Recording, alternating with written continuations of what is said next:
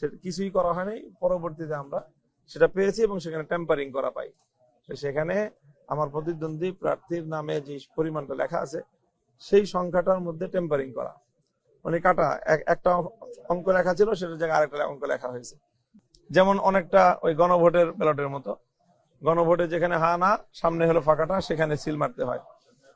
তো ওই জায়গাটায় আমার অনেক ভোটার ভুল করেছে। যেমন সেম একই কেস হয়েছে ঢাকা ৮ আসনে। ঢাকা ৮ আসনে মির্জা আব্বাস সাহেবের নামটা ঠিক আমার পজিশনে ছিল এবং ঠিক ওনার ভোটাররাও অনেকেই ওনার ভোট দিয়েছেন সেই ফাঁকা জায়গায়, মনে করেছে ফাঁকা জায়গায় সিল মারার জায়গা। তো ওই ভোটগুলোকে মির্জা আব্বাস সাহেবের জায়গায় কাউন্ট করা হয়েছে ওনার আসনে, কিন্তু আমার আসনে সেই ভোটগুলোকে বাতিল বলে গণ্য করা হয়েছে এবং সেই ভোটের অ্যামাউন্টটা খুব ছোট না।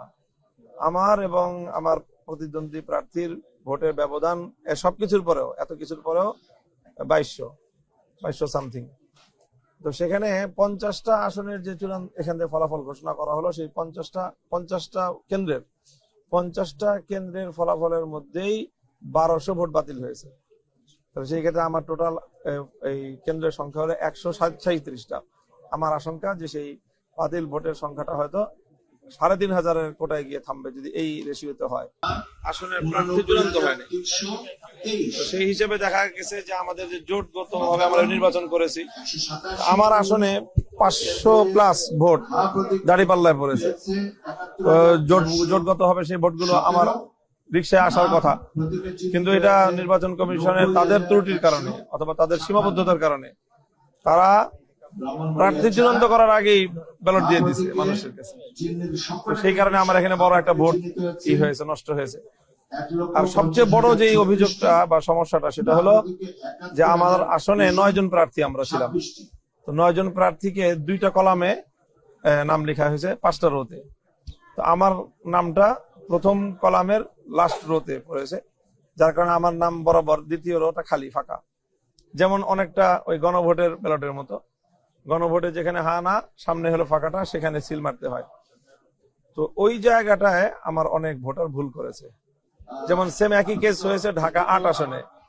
ঢাকা ৮ আসনে মির্জা আব্বাস সাহেবের নামটা ঠিক আমার পজিশনে ছিল এবং ঠিক ওনার ভোটাররাও অনেকেই ওনার ভোট দিয়েছেন সেই ফাঁকা জায়গায়, মনে করেছে ফাঁকা জায়গায় সিল মারার জায়গা। তো ওই ভোটগুলোকে মির্জা আব্বাস সাহেবের জায়গায় কাউন্ট করা হয়েছে ওনার আসনে, কিন্তু আমার আসনে সেই ভোটগুলোকে বাতিল বলে গণ্য করা হয়েছে এবং সেই ভোটের অ্যামাউন্টটা খুব ছোট না।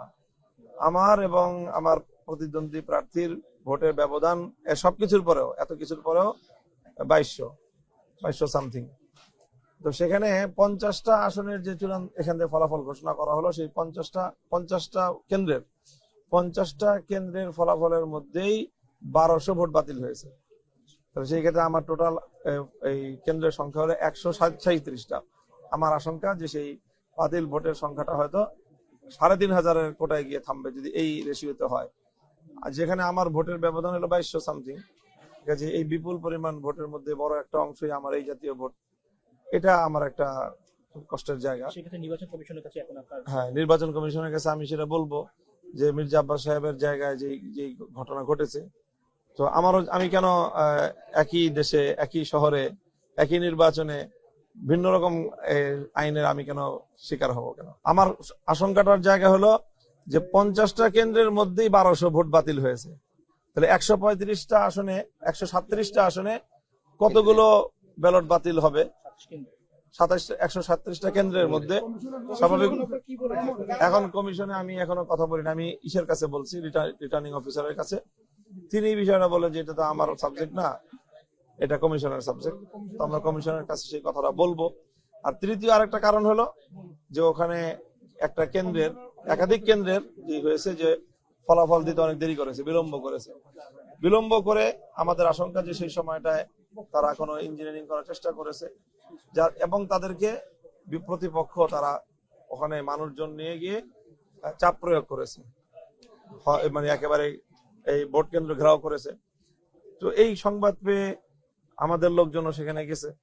এই পরিস্থিতি উত্তপ্ত হওয়ার এক পর্যায়ে সেখানে আর্মি গিয়ে সেই ব্যালট সব সহ তাদেরকে ওখান থেকে নিয়ে চলে আসছে এবং কেন্দ্রে যে একটা ফলাফল ঘোষণা করা হয় এবং কেন্দ্রে টানায় দেওয়া হয়, সেটা কিছুই করা হয়নি। পরবর্তীতে আমরা সেটা পেয়েছি এবং সেখানে টেম্পারিং করা পাই। সেখানে আমার প্রতিদ্বন্দ্বী প্রার্থীর নামে যে পরিমাণটা লেখা আছে সেই সংখ্যাটার মধ্যে টেম্পারিং করা, মানে কাটা একটা অঙ্ক লেখা ছিল সেটার জায়গায় আরেকটা অঙ্ক লেখা হয়েছে। তো আমার ধারণা আশঙ্কা যে সেখানে এরকম বড় একটা অঙ্ক, কয়েকশো ভোটের ব্যবধান সেখানে হয়ে গেছে। তো যেহেতু আমাদের ভোটের পার্থক্যের খুব মিনিমাম একটা, কাজে এই বিষয়গুলি বড় ফ্যাক্টর, সেই কথাগুলি বলতে আসছি। রেজাল্ট শিটে বলতে ওই যে হ্যাঁ, মনে হয় না, আমাদের কাছে স্পষ্টই আছে যে প্রিজাইডিং অফিসার যেখানে কেন্দ্র থেকে যে ইটা দেয়, হ্যাঁ, ভোট গণনার যে শিলটা দেয় সেটার মধ্যেই টেম্পারেচারিং করা আছে। সেখানে পরিস্থিতি এমন উত্তপ্ত হয়েছে যে সেখান থেকে পরবর্তীতে আর্মি গিয়ে ব্যালট ট্যালট সব প্রিজাইডিং অফিসার সহ তাদেরকে সেখান থেকে উদ্ধার করে নিয়ে আসছে। সেই কাগজটার মধ্যেই টেম্পারিং করা কাটা। এখন আমি আমার ইয়ের থেকে স্বাক্ষর নেওয়ার পরে যে সে করে নাই আমি কিভাবে বলবো? আমাদের কাছে স্বাক্ষর করা যেখানে আছে আমরা তো সেটা সেই স্বাক্ষর করার মধ্যেই, ওটার মধ্যেই টেম্পারিং করা। আসল কপি তো দেয় নাই আমাদেরকে, আসল কপি দেয় না, ছবি আছে সেই ছবির মধ্যে টেম্পারিং করা।